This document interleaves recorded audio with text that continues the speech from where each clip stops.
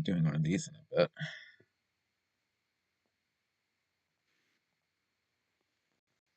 I should open that other thing first.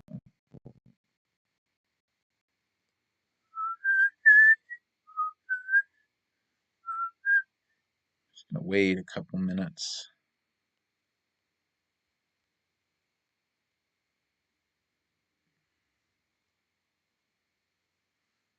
Yep. Excuse me.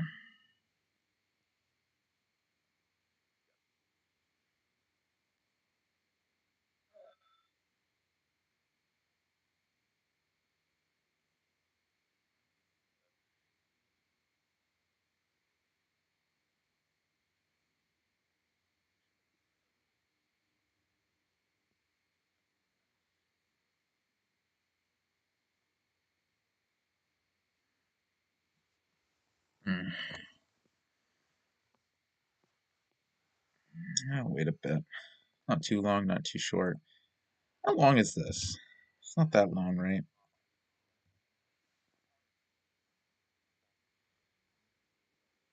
Okay, so I'm capturing sound right, I believe. Wait, I'm not.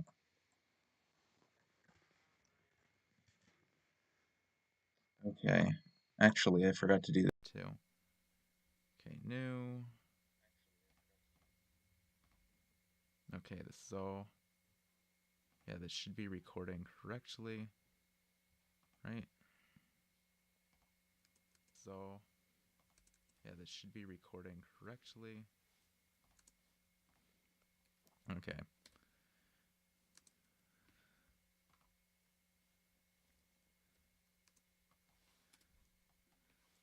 Not making that mistake again.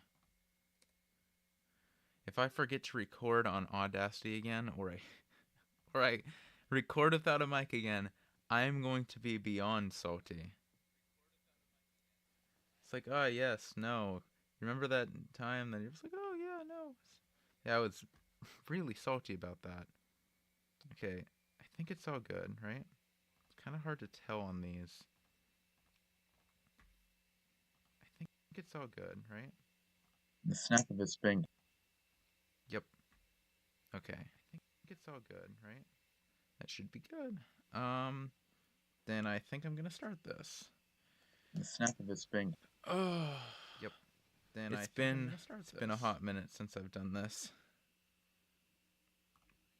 So let's get into one of these. Hopefully this isn't too embarrassing, since this is a little cutesy thing. Okay, wait, do we have to hit up for this? Or is it just lagging? No, it's just, okay. Okay, that's weird. Whatever. Well, this is Emilia in Wonderland. I'm going to try to read through all of it, although I might have to break this up. I will see about this. And for all of y'all who are here, I see a couple of you are here. I am in chat, and I will try to check that, although I probably won't be commenting too much on it. I'll see, because I'm not sure. Oh, wait, these are... Okay, I'll probably comment in between parts. I think this is a few parts long. Nowhere near as long as the other one. I can't believe I did that in one shot. Okay. Now to actually shut up, well, I guess not shut up, but to do this because I'm like, nah, I'm biding my time. Hey, let's go. Emilia in Wonderland, Part 1. And then at the end he said, "It's your heart," Subaru said with a toothy grin and a snap of his fingers. "Whoa, that's amazing," Emilia exclaimed, laughing as she clapped her hands. The two of them were chatting in the courtyard of Roswell Manor in the shade of a tree, basking in the breeze and getting hyped up by stories from Subaru's homeworld. As Subaru told stories while making gestures, being very skillful with the way he delivered them, Emilia got sucked into the worlds of the stories without noticing it. She was honestly impressed by his ability to change his voice and act as both men and women. "But you really know a lot of stories, don't you? And they're all ones I haven't heard of. I'm really impressed."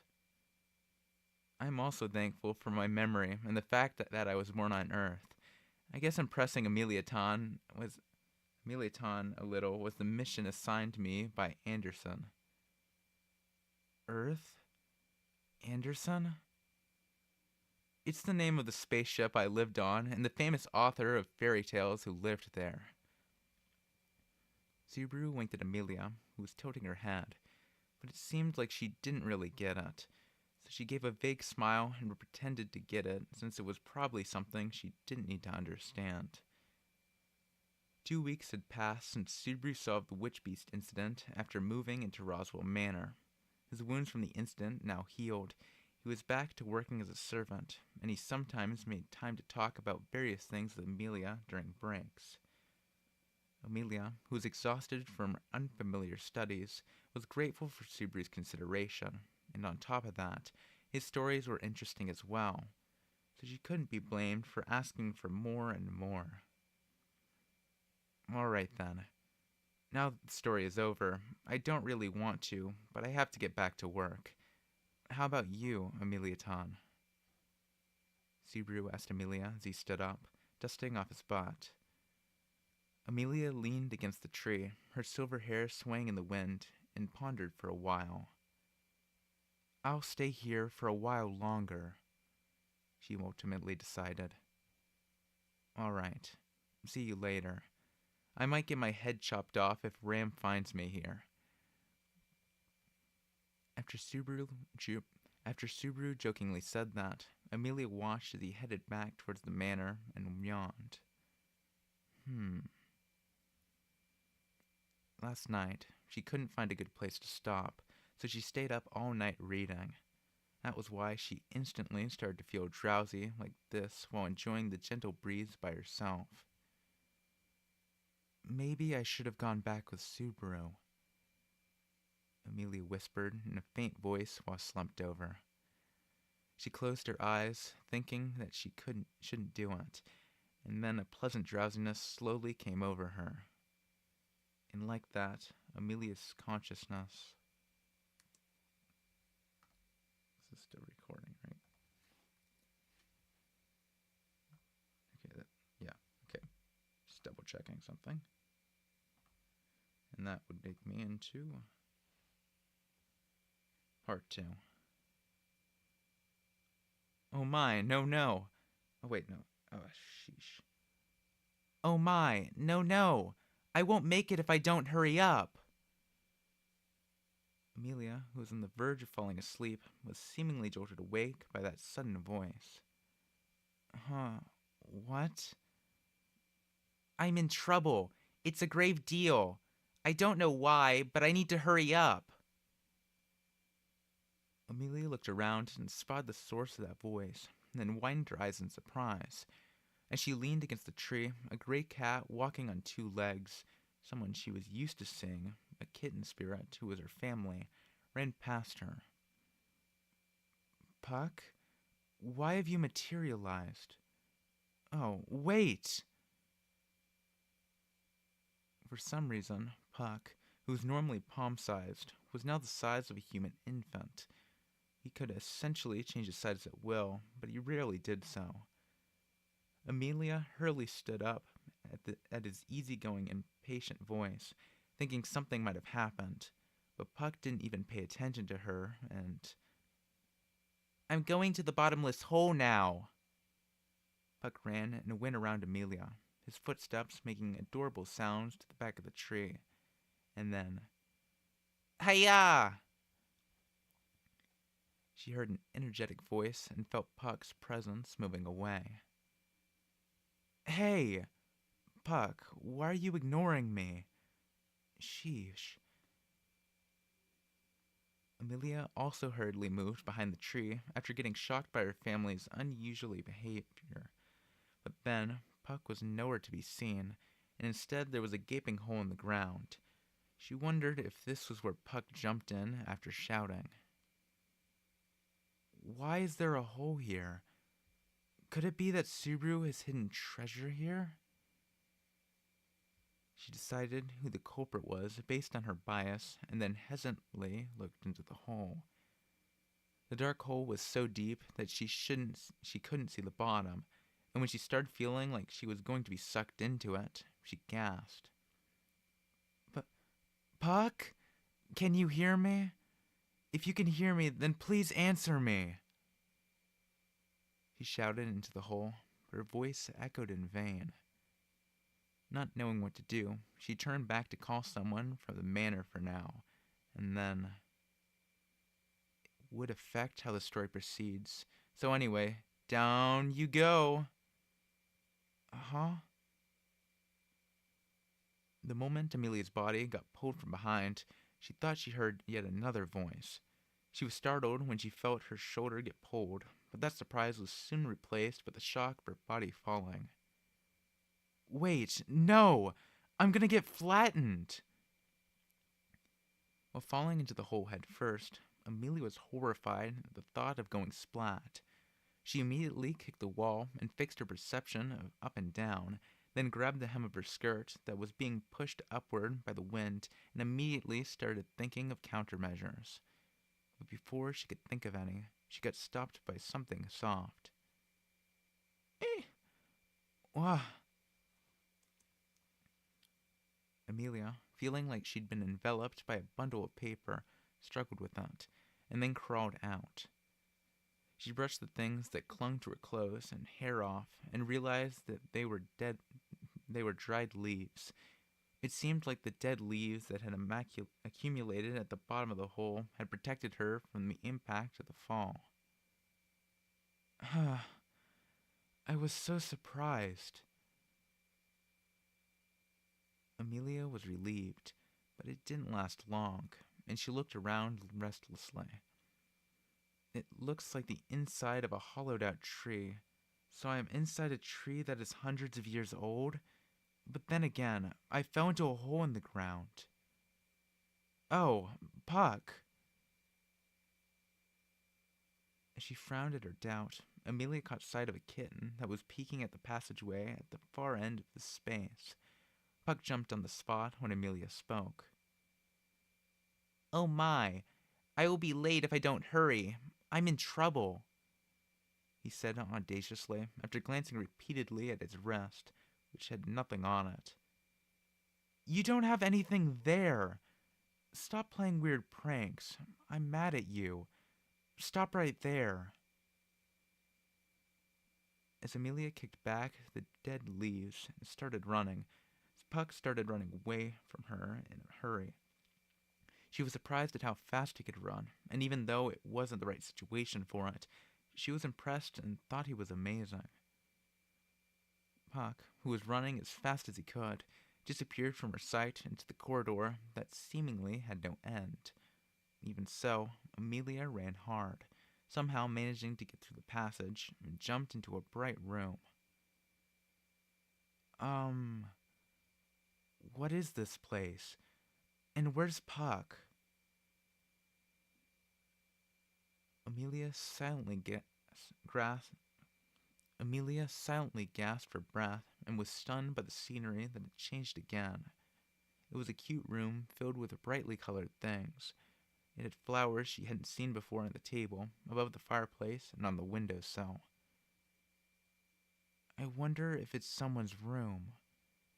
What if they get angry at me if I enter without permission? Although Emilia was in a mysterious situation, she had realistic worries. She searched around the room for Puck and its owner. However, she couldn't look around for long due to the room being on the smaller side, causing her to quickly slump her shoulders since she couldn't find Puck. That wasn't the only reason she did that either. There's a door that looks like it might lead outside, but my body is too big to fit through. Even Emilia couldn't hide her shock at that. She wasn't aware that she was much bigger than others. It was true that the girls in the manor, Rem and Beatrice, were smaller than Emilia and were cute, but... No. Even Beatrice can't walk through a door of this size. So, the person who made this must have been really careless. Emilia, who was on the verge of feeling depressed, snapped out of it with a sudden flash of thought, and looked around to see if there was anything else. The only thing she found was a key and a strange medicine bottle. The key is probably the key to that poorly constructed door. And the bottle containing the medicine had a label on it which said, "To Emily with love." Anne? She recalled the only person who referred to her that way was one of Roswell's relatives and a much younger friend of hers she had briefly become acquainted with. I don't know why a gift from her is in this room, but there's no way Anna Rose would do anything bad to me. Emilia believed that much right away. "I'll take this." So Emilia gulped down the potion without doubting it. After drinking it all, she noticed her carelessness. What if it was a type of medicine meant to be applied on the body? But the change that occurred immediately denied her concern. "Oh, what? What?" The side of the room kept changing every passing second. The table that had only reached her waist quickly became large enough for her to look up at. The windowsill and the vase were also miles away. No. This is... My body has become smaller. Excuse me. Emilia immediately noticed the cause of the change and widened her eyes at the world that had become large. And she touched her body here and there and was relieved that her clothes had shrunk too. People would think that I'm weird if I walk around naked, but I can get through that door now. I knew all along that Anna Rose is amazing. Emilia completely forgot about solving that little mystery and clenched her fist in triumph. Then she enthusiastically put her hand on the door. "Ah," she said in disappointment when she realized that the door was locked. She'd left the key on the table, so she couldn't reach it now. "There's no point in being disappointed. All right, I will do my best to climb it." It was by Emilia's virtue that she didn't get discouraged, but she looked brave and reckless at the same time when she rolled up her sleeves to challenge the table leg. Suddenly, her amethyst eyes caught sight of something placed next to it. There was a white plate with a pastry placed gently on top of it. There was also a letter leaning gently against the plate's edge, and when she lifted it up, she saw, "For the time you get into trouble due to my lady's gift, insurance," written on it. Emilia could only think of one person that wrote in such a distinctive manner. "Oh, my. Did the clumsy person forget the key?" As Emilia was thinking about what to do after picking up the pastry, she looked up when she heard a voice coming from above. That one looking down at her from the table was Puck, wagging his long tail with the key in his hand. Puck looked down at her with his big, round eyes with a smile that looked strangely human-like. "You aren't good at all. It's basic to save before you choose between things, you know. Life isn't a sweet thing, like that pastry." "Sorry, I don't understand what you're saying, and I don't think you said anything witty." Emilia responded to Puck, who had a smug look on his face, with her usual tone. But she felt like she was having a conversation with Subaru and tilted her head. Puck is acting like Subaru today. Leaving that aside, stop playing around and give me the key. And if we don't get back to the manor soon, then everyone will get worried. You should worry about yourself rather than worrying about your... Okay, I'm gonna... You should worry about yourself rather than worrying about others. When you gaze into the abyss gazes also into you, you know. There. Meow. Emilia didn't like Puck's attitude, and he seemed full of himself, so she ordered her lesser spirits and blew him away with a blast of wind. Getting swept up by it, Puck collided with the window and dropped the key, which Emilia caught by sliding it across. Okay, and dropped the key, which Emilia caught sliding across the floor. Wait, by sliding it? I'm just gonna reread that stinking paragraph. Emilia didn't like Puck's attitude, as he seemed full of himself. So she ordered her lesser spirits and blew him away with a blast of wind. Getting swept up by it, Puck collided with the window and dropped the key, which Emilia caught by sliding across the floor. She then unlocked the door right away. All right, Puck. Stop messing around. We're going back. Hurry up and get into your crystal. Puck? Emilia could only think of one person that wrote in such a distinctive manner. Oh my. Wait, is that?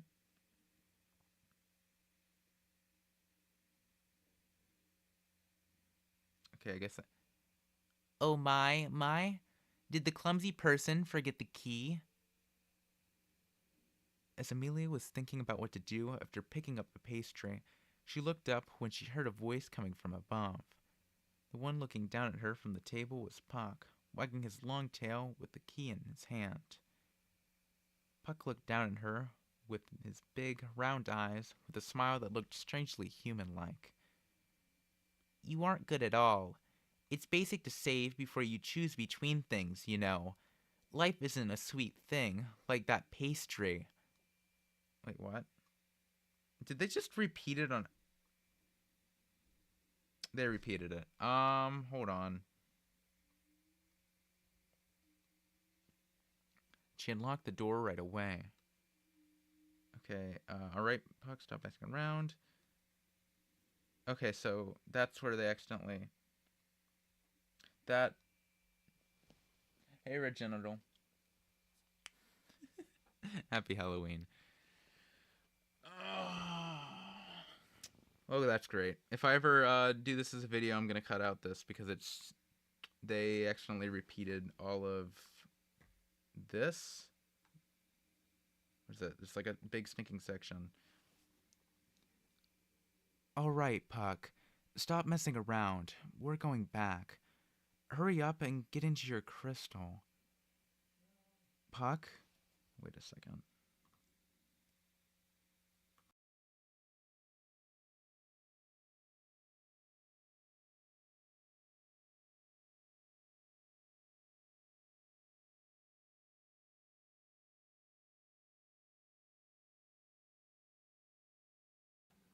Okay.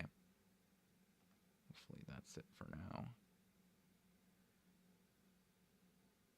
Give me a second. Let that... I don't know if you can hear that water. I'm gonna let that pass for a second. Oh, I'm liking this so far. Also, I'm reading through this faster than I thought I would. Maybe it's because I'm used to that other part being so long, or maybe I'm used to cutting in and out and it taking longer than this to do something like this. So that's nice. I don't mind that. Maybe I should do more not cold reads, whatever. I'll talk about that at the end.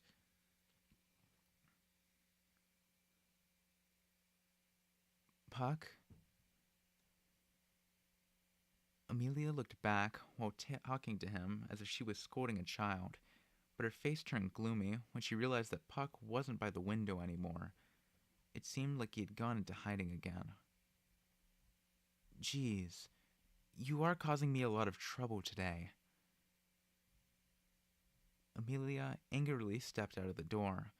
She was welcomed by a meadow and a large forest that could be seen beyond that. Though surprised by the scenery that she had never seen before, she started walking toward the forest nonetheless. But no matter how much I walk, I can't get near the forest at all. The forest was right in front of her eyes, but no matter how hard she walked, the distance between her and the forest didn't seem to shrink. The distance she could walk was smaller now that her body had shrunk. I'm getting hungry too. Oh, wait. Emilia, who looked worried, remembered that she had wrapped up the pastry and brought it with her. The thing she took out stimulated her appetite with its sweet aroma and instantly made her its prisoner.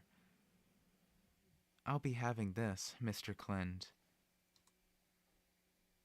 She thanked the young man who wrote the letter, who also served as Anna Rose's butler. The pastry was fluffy, as if it was freshly baked, and she couldn't help but squirm at the taste that danced on her tongue. She reluctantly ate it all in one bite. Uh-huh. When Emilia looked around after enjoying the sweetness, she noticed that the scenery had changed. She realized that her body had gotten bigger and returned to its former size. She finally understood for the time you get into trouble due to my lady's gift, insurance meant. That convinced her that Clind was amazing. Just as I had thought, Mr. Clind is really amazing. And the forest is right around the corner thanks to it. The forest was within her reach as soon as she got bigger. The forest was still big, even after she had grown bigger, but she was feeling far less intimidated than before. Emilia clenched her fist triumphantly and looked at the forest. All right, my adventure starts from here. She said a line that could have been the last line of dialogue in an anime and ran toward the forest. I'm gonna get me a cup of water.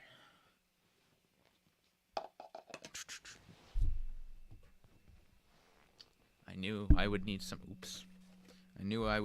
refreshments, so I came prepared. I should probably actually use the container that's had water in it and not soda. Man, just stop bumping my mic. I know it's not super loud due to mic shock absorber. What on earth is it called? I don't remember. It's called a something.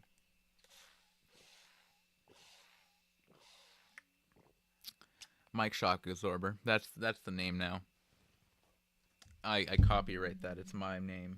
You can't steal it. No stealing. How much is left? Oh, that's not too long. I'm about half through already. Sheesh. It's a lot shorter than I thought it would be.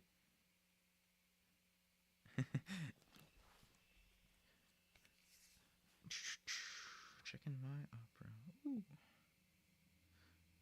Man, opera's stinking weird. That's all I can say. It's like, oh, yes, you have no viewers. And it's like, oh, no, you actually do have viewers. We're lying to you. But it only shows them in specific areas. Unless it counts me on... Okay, that would be weird. Whatever. Don't stinking care. Okay. Part 3. Obviously, her adventure didn't end there. It didn't end, but her feet had stopped. It happened when she was walking in the dimly lit forest with the help of the light provided by the lesser spirits. Stop right there. I don't want someone like you to move ahead, I suppose. Once again, a voice came from above, and Emilia looked around, searching for the source. Then she spotted a figure lying on a branch and involuntarily covered her mouth with her hand. The one lying on the branch, glaring at Emilia with sleepy eyes, was Beatrice. The girl shook her fancy dress in vertical rolls, then puffed out smoke using the pipe in her mouth and sneered. Quite the undisciplined girl you are, to come to Betty's place with dirty feet. Betty wants to see your parents' faces, I suppose. Beatrice, you... It's too late for you now, even if you've noticed who you are up against and who you've been rude to. Well, if you are willing to repent, then Betty may forgive. You shouldn't be smoking a pipe since you are little. You shouldn't be doing that until you become an adult. Subaru said that stops people from growing.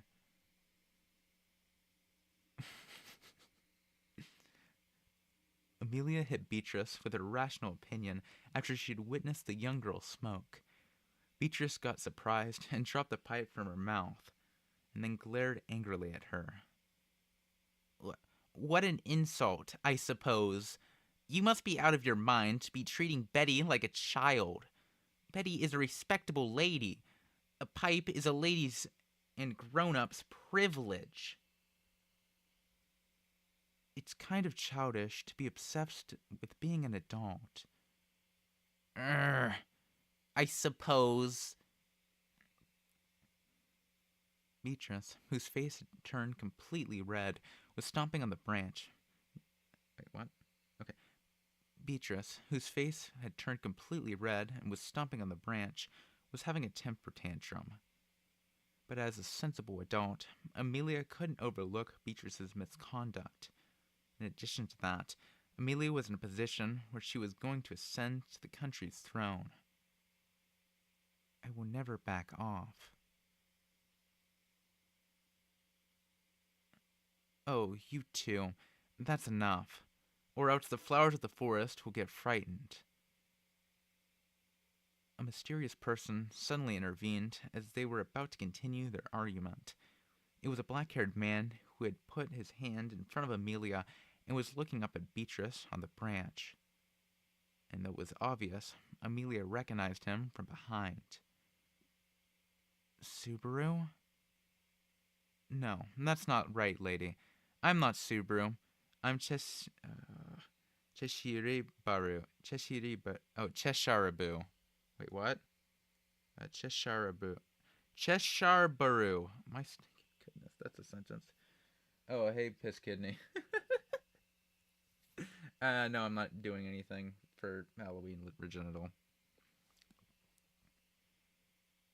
Cheshire-Baru turned back and gave a thumbs up while flashing his teeth. No matter how you looked at him, he was Subaru. But if you looked carefully, then you noticed that his head had cat ears on it. He had ears where they were normally supposed to be, too, so it looked like he had 4 ears. It was kind of creepy. Someone doesn't like Betty. Wait. Someone Betty doesn't like has appeared, I suppose. If that's what you think, then back off from here, Biko. This Cheshire-Baru appears in unexpected places and at unexpected moments. I can stare at your life from good morning to good morning, you know. Being watched all day is too uncomfortable. Don't think that you've won, I suppose. I suppose. Her sharp... Wait.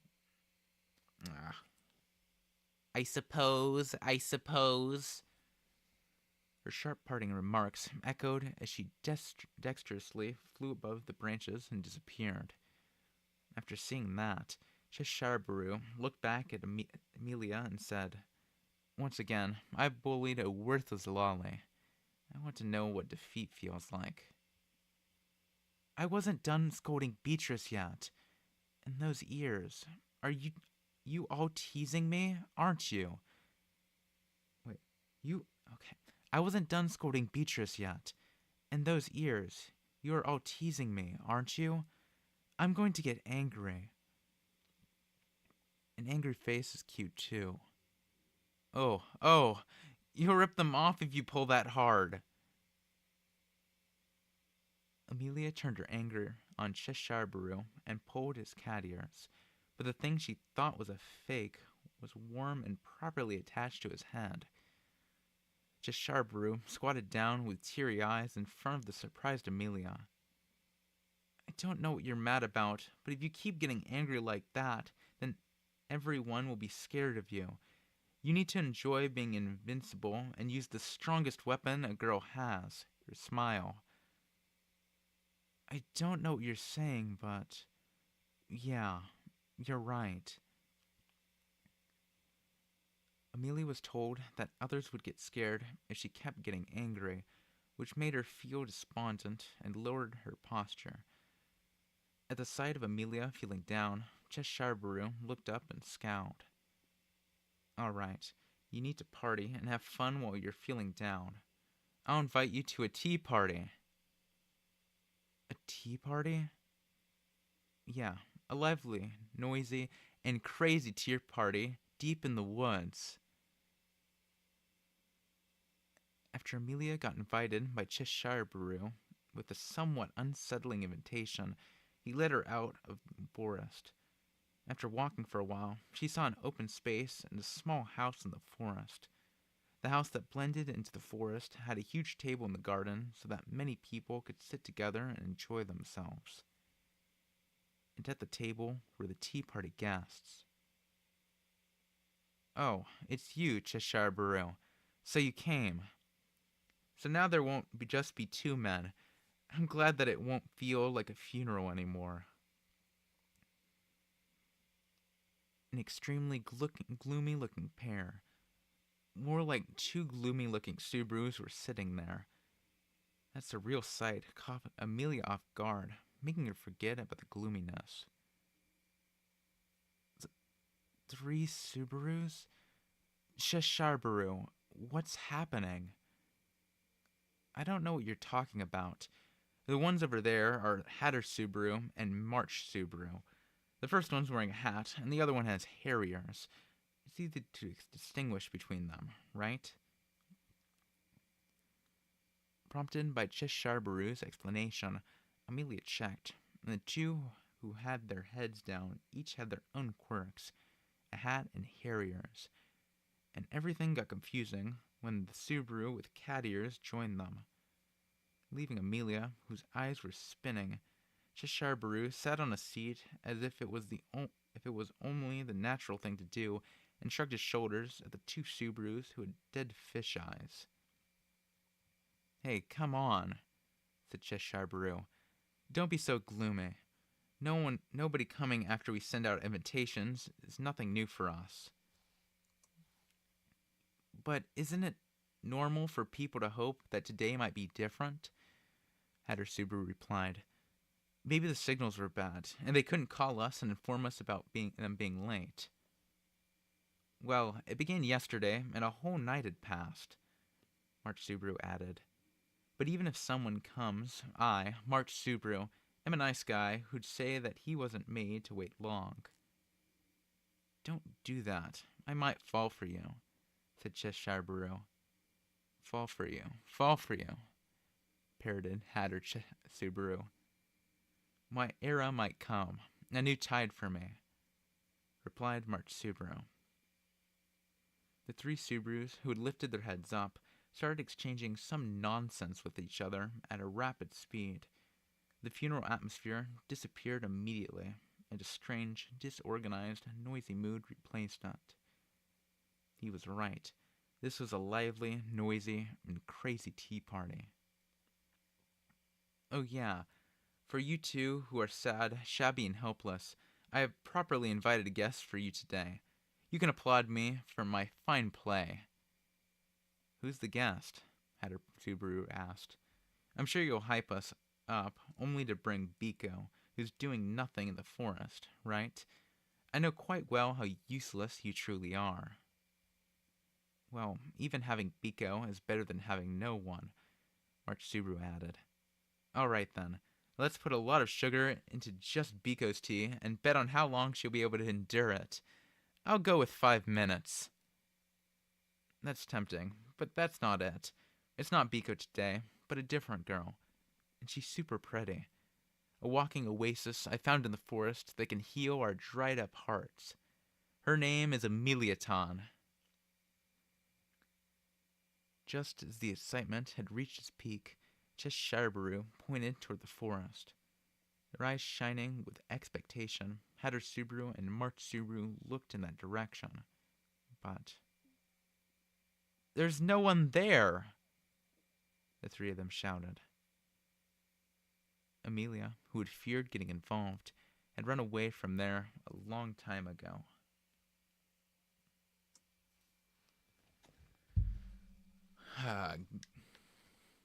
Remember, boys, this is canon.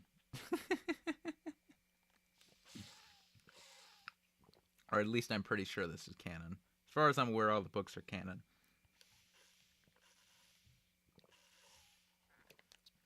mean, we all know there's like a dream if you watched Alice in Wonderland. But like, well, I'm pretty sure it's a dream. Maybe it's not.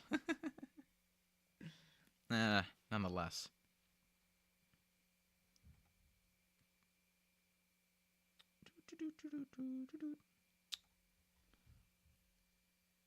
Man, I haven't actually been going that long. I don't know why I keep checking. Like, oh no, I'm gonna die. It's like, no. Might need more water.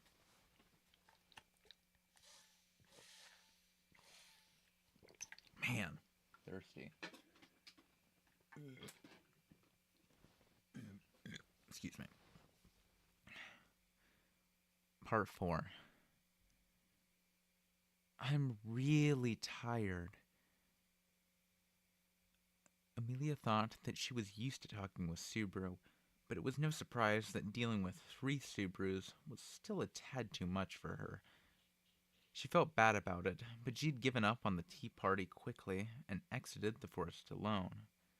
Fortunately, it was only a short walk from the venue of Subaru's mad tea party to the exit of the forest, and when she bathed in the sunlight for the first time in several hours, her body and mind felt refreshed.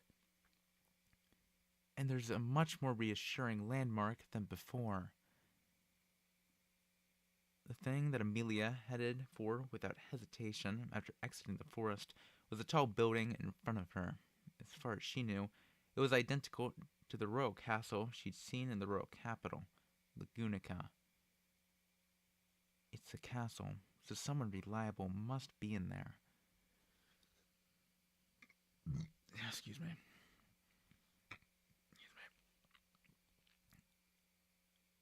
Emilia was no longer thinking about how she fell into a hole and how odd it was for there to be a castle here anymore. All she had on her mind was a desire to do something she couldn't quite put her finger on, and a motherly instinct to spank Puck. I've arrived. All right, I need to talk to someone.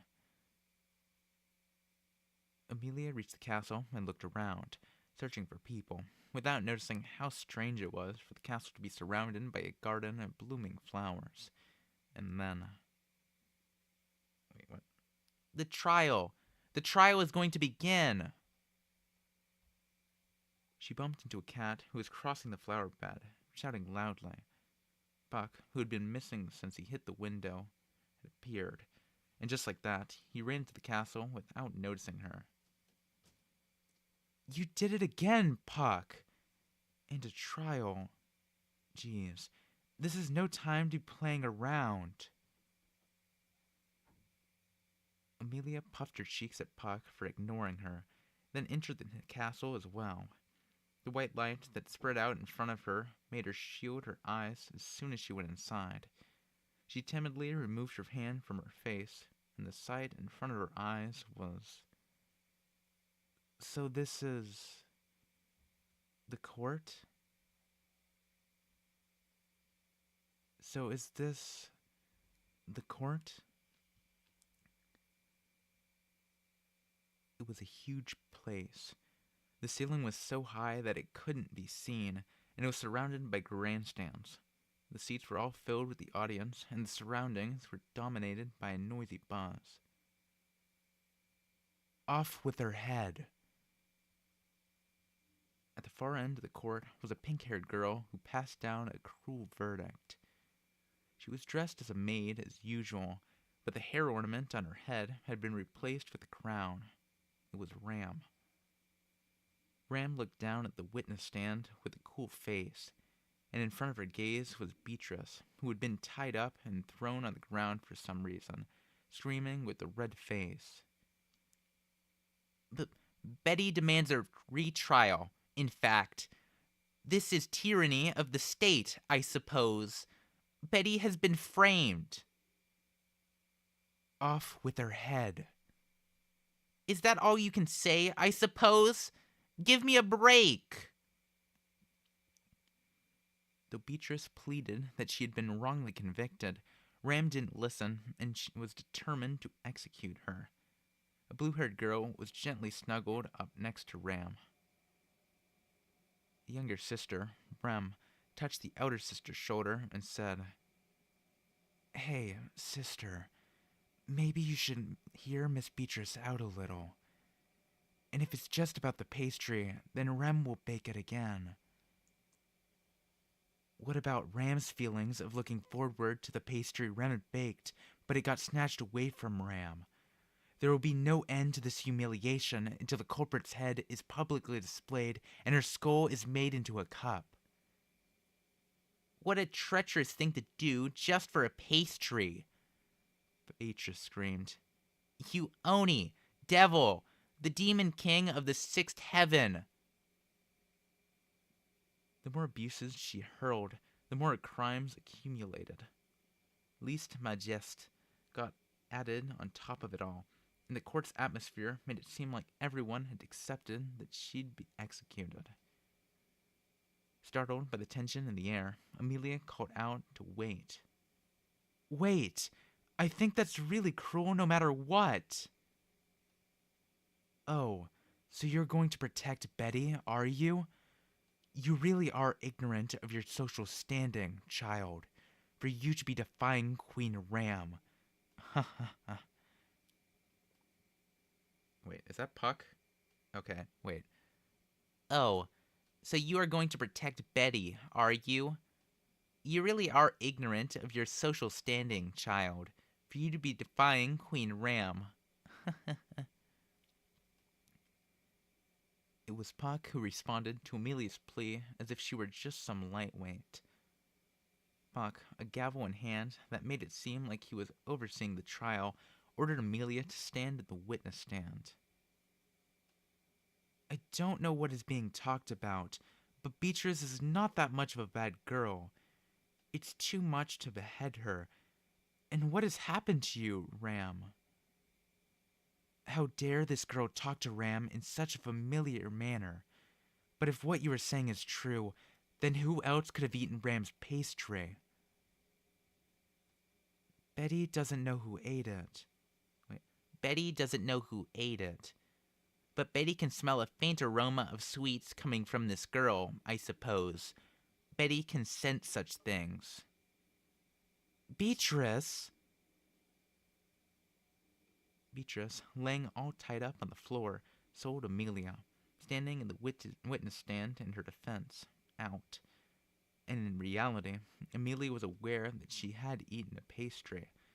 She wanted to plead that it was the one that Clind had made, but she instantly felt a hostile shift in the court's atmosphere. Wait. I feel like I'm getting a really bad vibe here." "Well, if this girl really is the culprit, then she should have just watched Miss Beatrice get... She would have just watched Miss Beatrice get beheaded," said Rem. "But she came forward, which means that... her conscience couldn't take it? Aren't you going to look like... Aren't you going to look at it like I'm not the culprit?" Emilia turned pale, thinking that she would be presumed guilty at this rate. But once again, it was the gentle younger sister who stood by her ruthless elder sister's side who extended a helping hand to the miserable defendant. Sister, there's no way she could be the culprit no matter what." "Is that so? If Rem says so, then it may be right." Rem seemed like she was ready to admit that she had been out of line with Rem's intervention. Emilia calmed her heart somehow, thinking that she had gotten out of trouble. And then... "That's right!" Cheshire Baru exclaimed. "Saying that Emilia Ton is the culprit is a false accusation no matter what." "Cute is justice!" shouted Hatter Subaru. "Pretty girls are a treasure. Emilia Ton is my waifu." "Let's scare Biko to tears while we're at it," March Subaru added. "We need to push her to the brink of despair." A series of noisy voices came from the grandstands, and everyone's gaze turned in that direction. As expected, The ones being noisy were the 3 consecutive stars, Cat Ear, Harrier, and Hat Subaru. It seemed like the tea party had ended. Subarus, are you acquainted with the lady here? Gramps said to the 3 Subarus who were next to each other. The 3 of them flashed their teeth and spoke. Yeah, we know her, said Cheshire Brew. We had a tea party together, said Hatter Subaru. I'd say we have a deep relationship, said March Subaru. I see, Rem said, nodding in satisfaction after hearing the 3 Subarus' replies. Then she gazed at Emilia and smiled in an enchanting, adoring manner. Let's behead her. What? All right, off with her head. Wait a second. Hey, isn't this strange? What happened all of a sudden? Emilia panicked and pleaded, but neither Queen Ram nor Minister Rem had any intention of listening. The door to the court opened with a loud bang, and in came a large group of pucks, dressed as soldiers. A lot of pucks came rushing in. To her left, right, and every such direction were pucks. Huh? Cute. Huh? Cute? Emilia felt happiness and fear at the same time as she was surrounded by pucks dressed in armor, as gardeners, or in a weird card outfit. Subaru! Why did it turn out like this? Cheshire Brew wondered. Someone, please get to the bottom of this. That is our only wish. Gosh, Subaru, you idiot! The 3 Subarus giggled. Emilia helplessly got engulfed by a group of pucks charging into her while watching the 3 Subarus stick out their tongues. Sticking parched.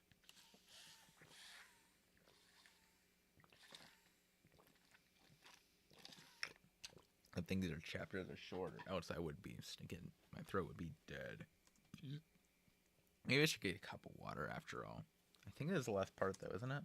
Yeah, this is literally the last page. There's no sticking point. Yeah, that's a lot shorter.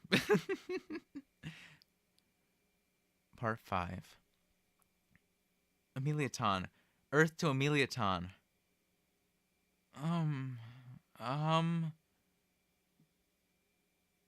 Emilia's consciousness was awakened by the sensation of someone shaking her shoulder and calling her name.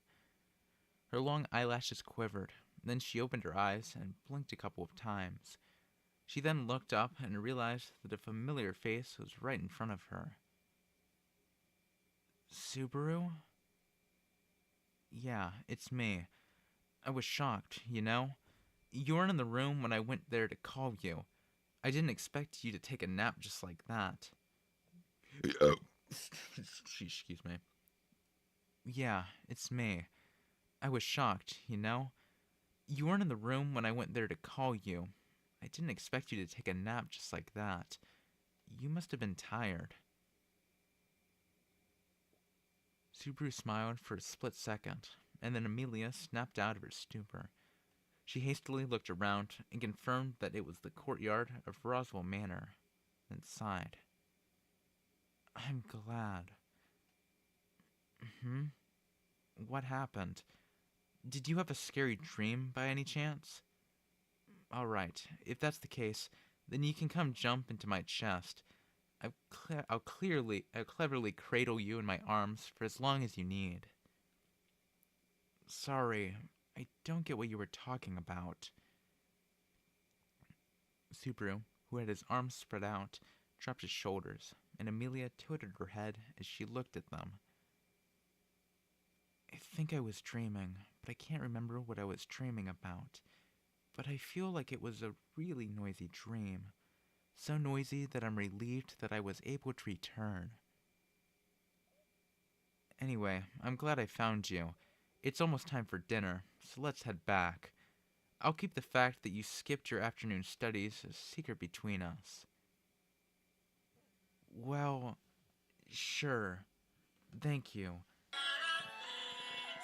Balls.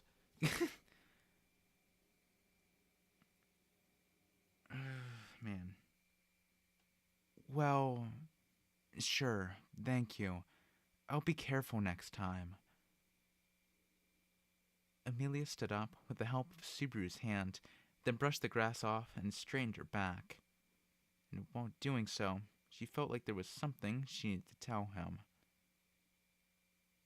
Subaru, it's that. Yeah? What is that? Emilia pondered for a while after looking at Subaru's face after he turned toward her. And then, if you hold a tea party, I'll participate even if no one comes. Why did you make such a sad assumption about a hypothetical situation? Emilia burst into laughter after looking at the screaming Subaru.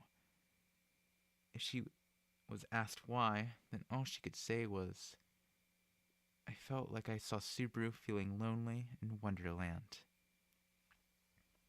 The end.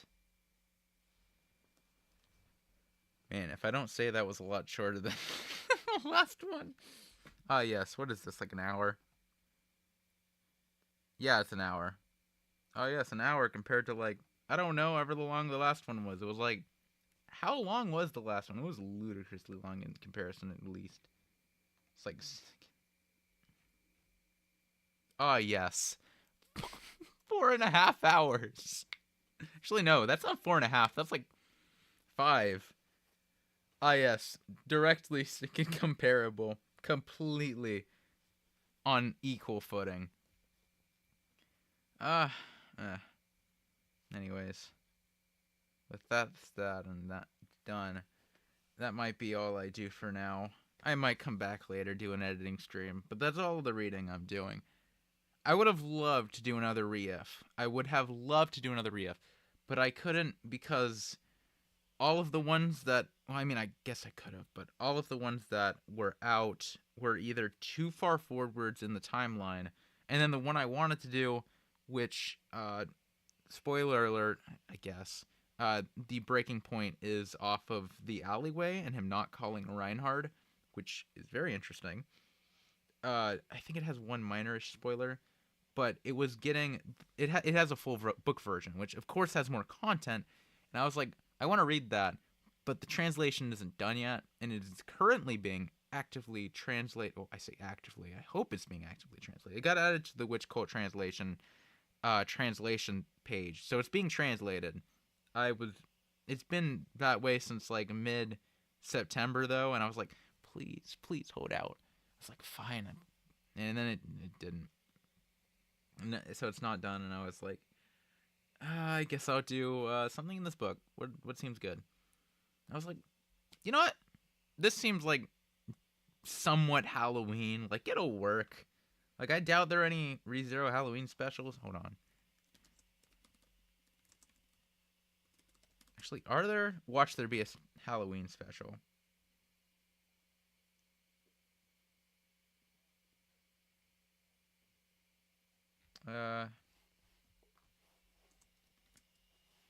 Maybe there is.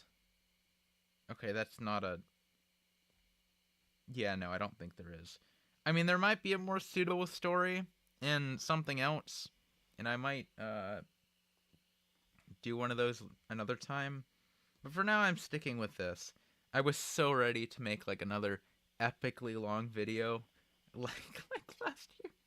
Legitimately, I really like the way that turned out. That is probably the video from then that holds up the best, because I went over that thing with a fine-tooth comb. I listened to every part at least once, and then I had to redo parts 1 and 2 because they sounded wrong. So I redid all of the beginning pretty much, and then I did a ton of editing.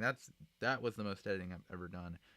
Although there is one mispronunciation of a name that slipped through the cracks.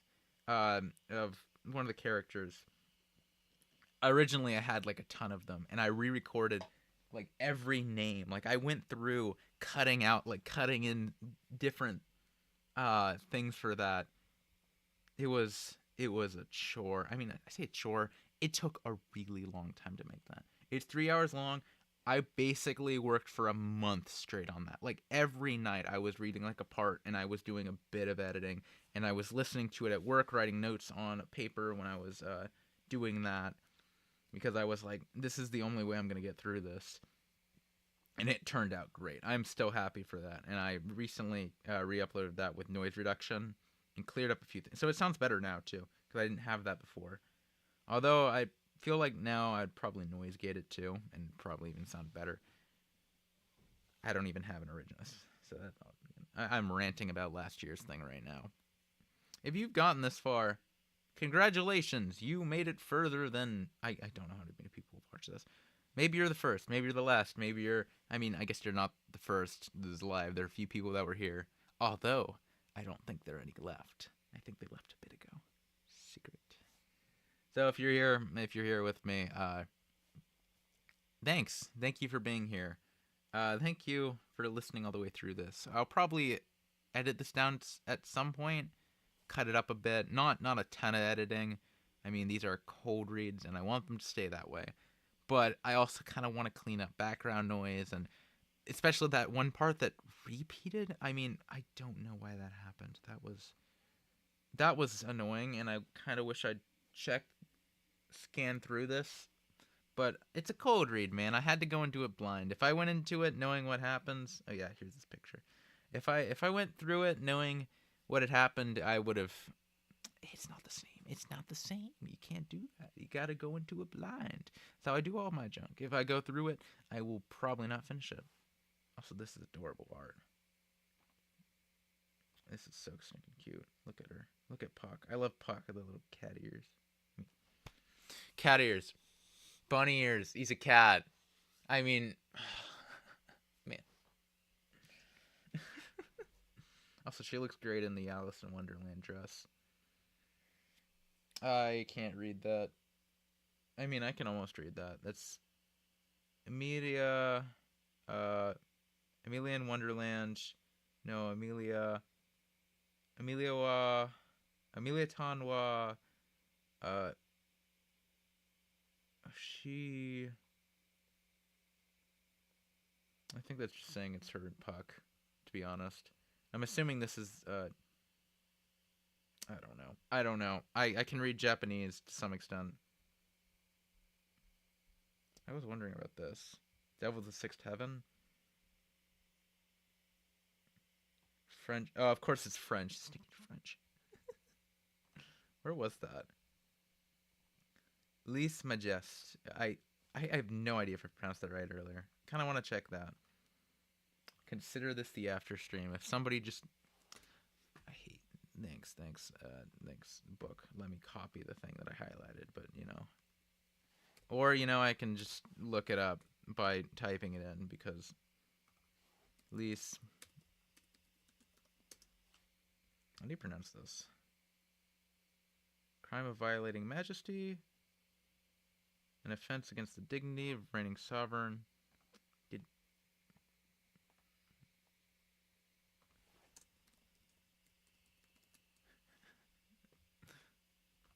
How to say least majest?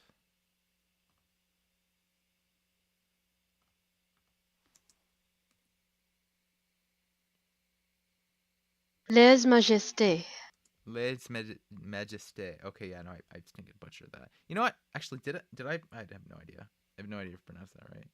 Maybe I did pronounce it right.